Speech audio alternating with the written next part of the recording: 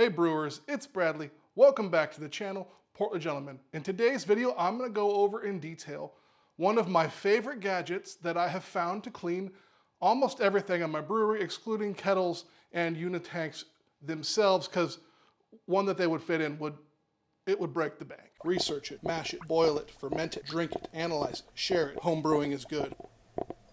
In my last video, I shared some footage of my small ultrasonic cleaner, and it works really, really well for cleaning small components. I've also been using for quite some time a much larger ultrasonic cleaner.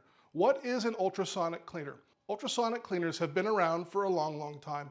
They have recently come down in price significantly, thanks to Amazon or wherever it is they're coming from. But anyways, they have gotten a lot cheaper and honestly extremely practical for the right home brewer. Ultrasonic cleaners work quite simply by vibrating at a specific frequency. So there's a certain frequency they're vibrating at, and that is considered ultrasonic. I believe that's 20,000 kilohertz and greater. In a nutshell, their basic function is there's a transducer at the bottom of your cleaner. It vibrates at that certain frequency range, and it creates cavitation, these sound waves, and they create lots of bubbles. The bubbles are essentially implosions, not explosions. They implode. Essentially, there's like steam inside of them, some crazy kind of physics going on here, but they clean extremely well. The one we're showing today is my big one. This thing is, the outer surface is stainless steel. It's put together very nicely. It also has heating capabilities. I've really found that when cleaning stainless steel and brewing components, heated ultrasonic is the way to go by far. This one goes all the way up to 80 degrees Celsius. That's like 170 Fahrenheit. Truthfully, submerging something in just water at that temperature for not very long is more than enough to sanitize it. So if you want to get away from using chemical and you're sure you have it clean, you don't want to use anything else, you could just essentially use hot water in this. I find it works really, really well. That's not to say I do it. I use Star Sand because, yeah, bugs are bad. I mean, at least in the stuff I'm typically brewing. If you made it this far in the video and you're not yet subscribed, please do so. Comment, like, share the video. That really helps me out a ton. It'll get me to produce more content consistently, I assure you. The smaller one is actually an older model. The new one I'm linking below also has a drain. The big one has a drain on the side and a drain valve. It's super easy to drain and then rinse stuff. I usually do it over next to my brewing sink, but for the purposes of filming, I found it was easier to set it up on a table out here in a brewery. I just drain it into a bucket in this instance, but really you can drain it anywhere you want. It has a drain valve. It holds a little over 3 gallons, which is quite a bit. I can fit several large items in it. It's got a basket. Sometimes I use the basket, sometimes I don't. Showing it here, I have some sight glasses. These can be kind of tricky to clean, especially if your hands are like kind of bear paws and you have sausage fingers.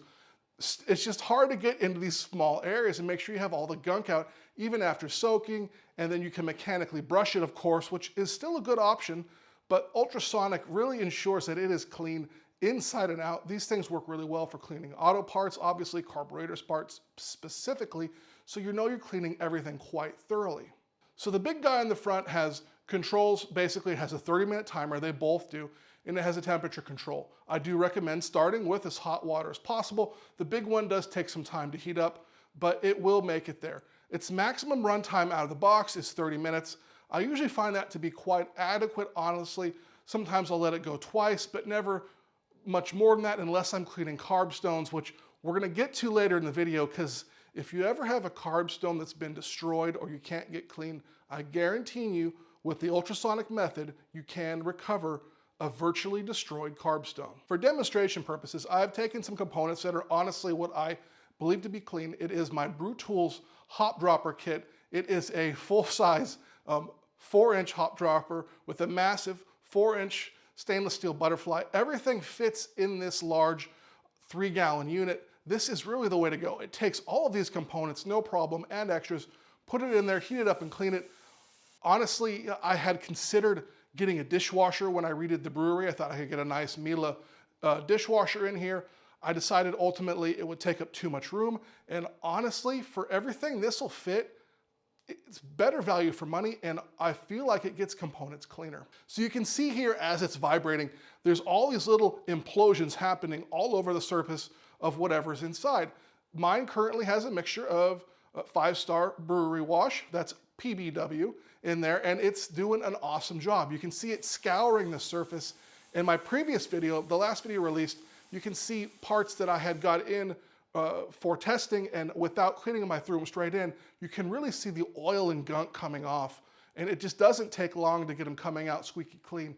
When the parts come out of this, they look literally brand new and beautiful. They're just delicious. They glisten. If you're rinsing them with RO water, probably not a need to, stop them from spotting. I typically will dry them off, but I always rinse with RO just to mitigate water spots because I'm OCD at times. I want to be honest real quick. The carbstone that I'm showing you, I actually purposely rusted and tried to destroy. It is one that I've had for quite some time. When I stored it, when I moved to Northern California, I stored it improperly. It was evidently damp, and that thing was nasty. I used my ultrasonic cleaner to recover it. That's how I know this works on one that's really nasty and crusty. I since soaked this one in several solutions trying to get it to rust. It took a while to re-rust it because part of that kind of sitting in star sand, my final step, it all essentially repassivates it as well. So it took a good long time for me to try and rust this thing, and it's not even as bad as it was, but you can see I drop it in the ultrasonic here, but we're dropping it in, and this is kind of a pro tip for you, or another way to get around using so much chemical. If you're using something that's much more caustic and dangerous, this is a good way to go about it. You can use plastic. I'm using glass because it's just what I had on hand that I thought I could film through. Inside of the container, I have a star sand solution diluted at a double strong rate. The outside liquid is just water. Ultrasonic cleaners can work through a vessel, so you could have a tub in there or something else, and you could use, honestly, 3 or 4 different cleaners cleaning something at the same time. Or if you have something that's really filthy and you don't want to mess up your kind of main tank, and you don't want to go through using more material and more cleaner than you need to, this is a really good way. It's extremely hard to film through, at least at my current skill level. So I took it out for the rest of the video because I just was easier to get a focus and show you guys. But you can see it cleaning and vibrating. It took only 3 times, so it took 3 30-minute runs to get this carbstone out. And when I pulled it out, obviously, it did not disappoint. This thing came out squeaky clean, no rust, no kind of black spots.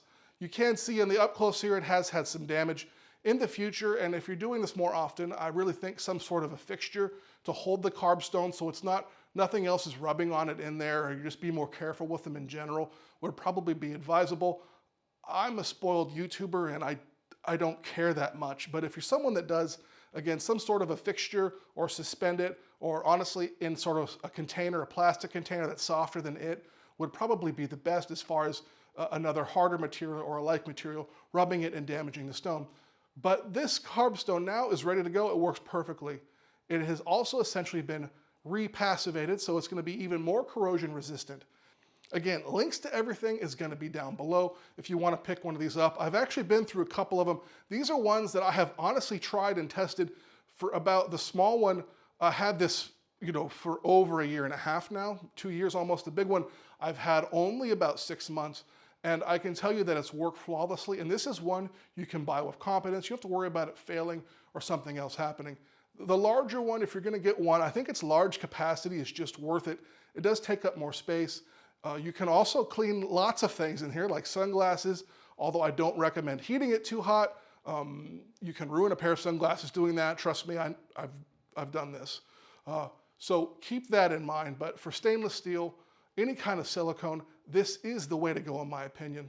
Once these nice squeaky clean components come out, I put them on my dish drying rack because honestly, it works really well to dry stuff off. It contains the mess. It has a drip tray. This thing is super sweet for letting stuff drain off into the sink. I can walk away. I can also organize my components on here so I can see what I have, because I've been known to lose stuff and kind of flip out, because honestly, it's when you have a lot of stuff going on and cameras, you can lose some stuff, and I'm sure you guys are the same way. All right, so let's look at this carbstone. Here it is mounted in this guy. And it is, like I said, flawless. It's in its brew tools holder. And this stone is just, it's beautifully clean. It looks amazing. All the parts just glisten. It's the way to go when you're cleaning brewing equipment, as far as I'm concerned. It may be a bit overkill for some of you, but for the vast majority of you, you can get into one of these. The small one's about $100. The larger one's a little more expensive, around $200. But for the amount of time saved and the amount of chemical saved, I really think over the long term, this is a really good option to clean home brewing equipment or any sort of thing that you need to be, really clean and honestly sanitized and sanitary. This will do it, especially when you're talking to heating to 80 degrees Celsius. That's really a good temperature for cleaning long term. All right, everyone, thank you so much for making it to the end of the video. Are you going to try and pick one of these up and see how it works in your brewery? I'd love to hear your thoughts. I'd love to hear how you clean. Obviously, there are simpler methods, but this is the best way in my opinion. I won't go back to manually scrubbing. For me, it's ultrasonic forever, baby. All right, thank you. I've been Bradley. Home brewing is good, and I'll see you real soon. All right, I can do this.